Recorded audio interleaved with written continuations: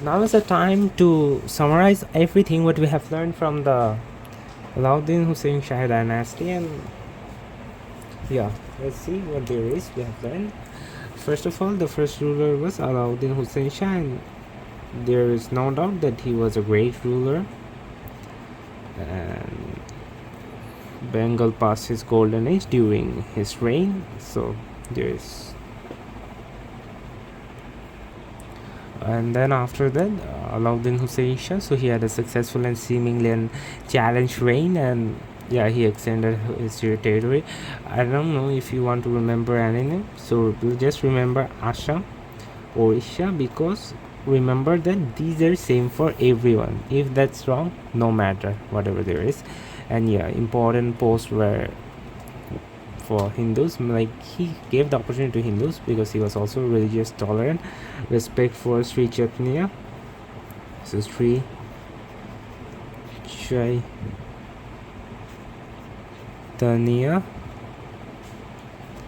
He is the founder of Voice and supported his teaching. And so who was Sri Chaitanya?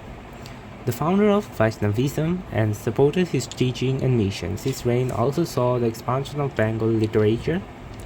The two things, if you want to remember, Bengal literature. Why they were more famous is for that, from my point of view. Because they promote Bengal literature, although they were foreigners. Then Mahabharata was translated into Bangla, although they were Muslims. So, and yeah, Portuguese arrived in Bengal for the first time, and diplomatic links between were established. So, if you want to remember one thing, there is one thing. It's called Mahabharata.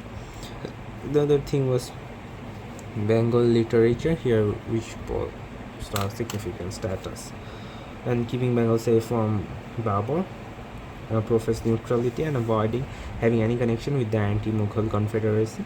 That was an expedition to Bengal, and concluded treaty and saved Bengal. And after that, the next two leaders were not that much capable, and they lost the control ultimately.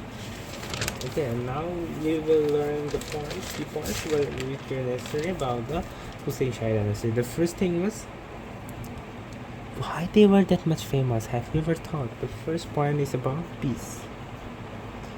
He able to build a peaceful and prosperous reign, and that's why this was golden age. So prosperity, so undistributed peace and prosperity.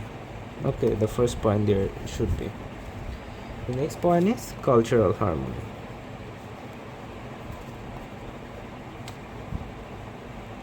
The next point was cultural harmony, as Hindu Muslims all were living in a country. They had no problems in living here. And then the most important one I would suggest is that the development of Bengali culture and literature, and yeah, close connection with the local people. Expansion of the territory of Bengal, post Hindu in the top position. He supported Sri Chaitanya and his teaching Vaishnavism. So how to say these things, you will see that was the founder of Vaishnavism and supported his teaching and missions. Okay, expansion of Bengal literature, I have already told it. And Mahabharata was translated into Bengal. Reign of Alauddin Shah, golden period in the Bengal for his. Another thing, religious tolerance, then liberalism. He got the people the right that what you want, you can do it. There was simple. The foundation of the state was upon sympathy and support. So it is also one of the most significant portion here. And then don't have much time we have. So his prime minister was Hindu, that's all right. Didn't impose jizya. Skilled administrator, his son Nusrat Shah was, and his son Nusrat Shah also encouraged the translation of Sanskrit literature into the Bengali literature. So And so built Sona Masjid, famous for glorious building art and brick style, and hardening the sensibilities of other religions couldn't be imagined. So at the end, how can we summarize this? Alauddin Hussein Shah. The first thing was religious tolerance, brought peace and prosperity. Religious tolerance, peace and prosperity, cultural harmony, liberalism. Okay, these are the point. Sympathy, support, the foundation of the state. At the first point, he able to make Bengal prosperous. So why wouldn't he will be famous? Second thing was religious tolerance. Third thing was, although he was in Bengal, but he promoted Bengal literature, and Mahabharata obviously translated during his reign. So that's all for today. Not that much time, so we have time.